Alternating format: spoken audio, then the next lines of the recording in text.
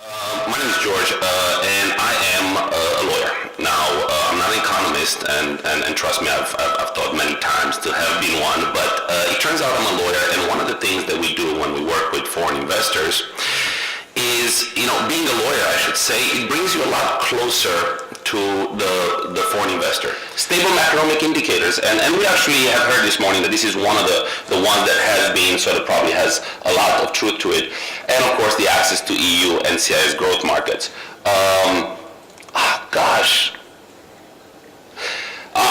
The privatization program, this was my favorite. Of course, you have plans to privatize back in 2011. There it is, telecom incumbent. It was supposed to be savings bank, was being privatized, airports, pharmaceutical company, electric distribution network, power generator, and Air Moldova. Now, how many of them have been privatized? We obviously know that 0 of them have been privatized, but it was wonderful to dream and to try to tell foreign investors that you actually want to come here because there are things happening. But an investor coming to Moldova will ask probably one important question.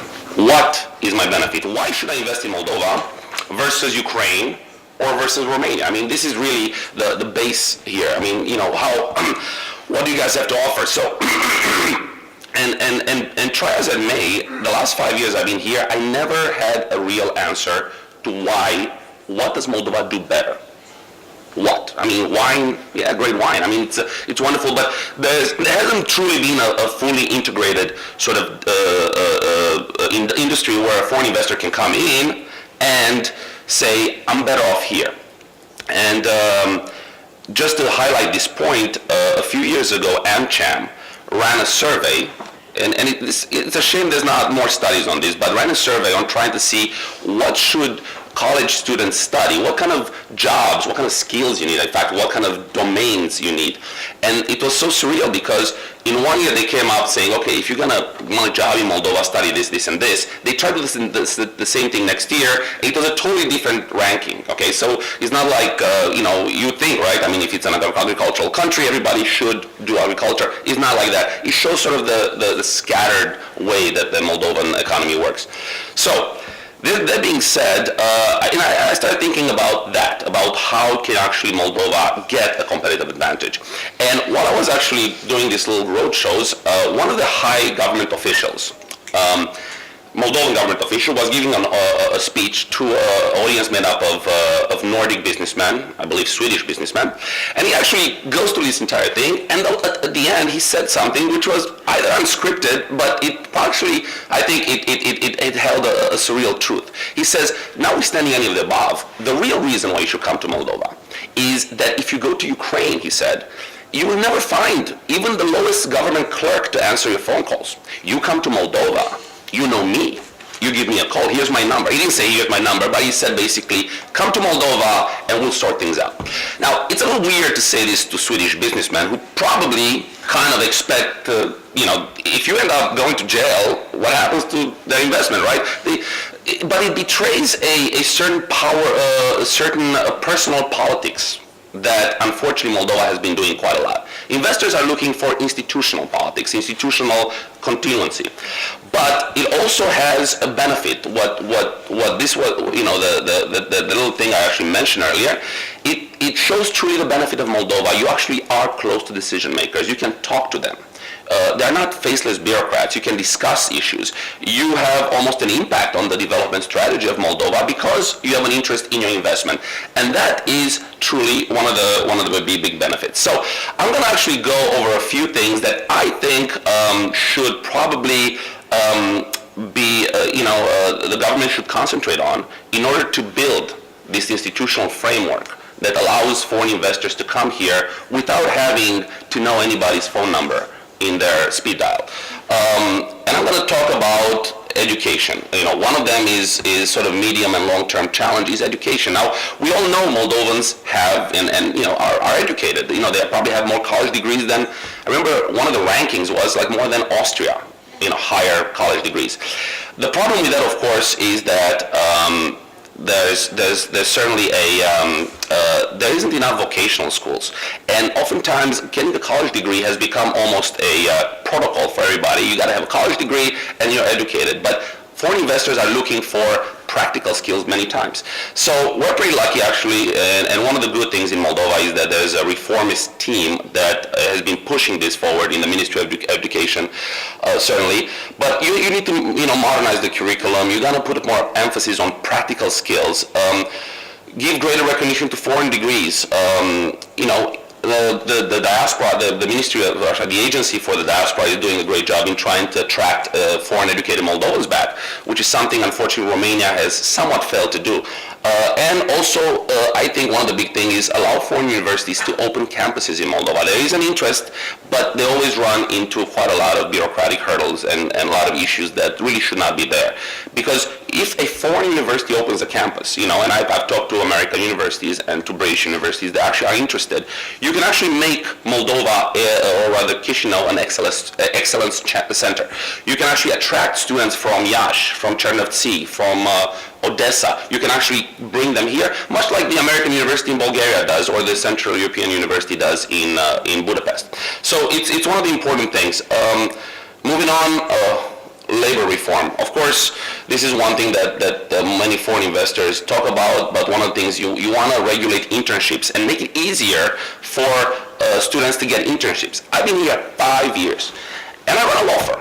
I've never once gotten a phone call from the Office of Career Services at the university saying, hey guys, would you like to take one of our law students as an intern? Why isn't this happening? Why is there a career services office that goes around and actively promotes students' careers and try to take care of that? This is something that really tends to sort of bother me.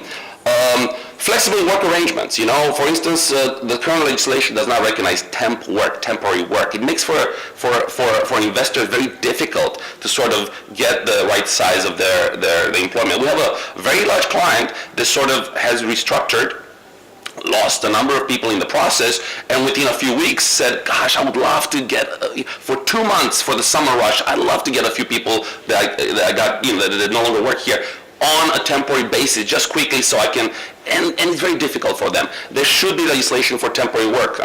Manpower is one of the largest companies in the world for temp work, and I'm sure they'd love to actually set up shop here. You should make it easier for firms to hire to increase demand and to optimize.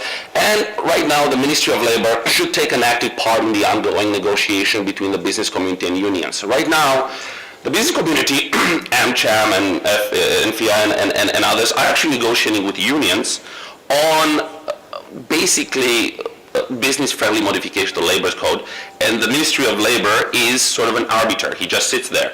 You need to actually be able to get involved, and that should be a priority. Really fast, I know my time is running out, but I want to talk about judicial reform really fast. I went to Kiev the other day, and it's weird because now we're talking about Ukraine, we're talking about Romania, we're going to talk a little bit about where Moldova fits into this. And I went to Kiev, I grabbed the Kiev Post actually, great English language paper. On the first page, and on the second page, there are stories about 2 surreal cases.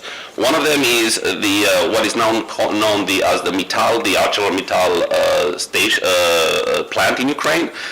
About 5-6 years ago, was supposed to be privatized. A couple of well-connected businessmen tried to buy it for cheap. Orange Revolution, blah, blah, blah, gets sold off to Mittal for about $5 billion, the biggest investment ever. The locally connected guy started a court case, which has been dormant until now, and literally last week, the court decided to start looking at the privatization again. Now, this is scary stuff, okay? This is the kind of stuff where foreign investors freak out. You want to make sure that your investments are protected. Now, Moldova is not immune from this kind of thing. We know what's been happening in the legal system, but what we need to do is, find a way to actually strive toward efficient and impartial conflict resolution. The investor wants to know if he ends up in court, he's not going to get ripped off by the state. You need better training for judges, zero tolerance for corruption. You need to actually look for alternative arbitration tribunals of foreign investors, okay? And why not?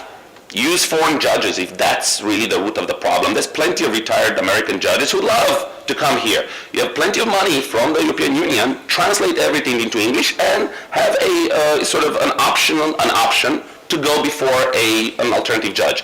It doesn't mean Moldova is giving up any of its sovereignty. Everybody gives up sovereignty when they sign a treaty, and foreign judges, of course, are in Kosovo and Bosnia and other places. But you need to find a way to actually take care of judicial reform. And the last thing I want to say is basically the legislative stability and predictability. We'll know customs, fiscal authorities, there's need for transparency. A lot of stuff is being done in this regard, so I'm very excited about it.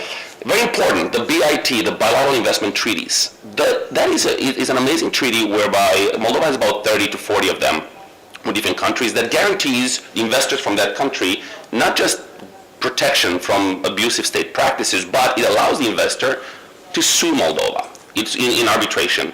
It's a nuclear option. If things go really that bad, you have a last sort of line of defense when you can actually bring a fairly expensive arbitration against the state. But that, ironically, makes an investor more secure about investing in Moldova. It's a big plus, and Moldova should in fact expand this network of treaties. New investment markets, I'm very excited. The Ministry of Foreign Affairs has been looking into Qatar. That's great news. The Gulf market is one that's been very, very neglected. So it's exciting that this is happening.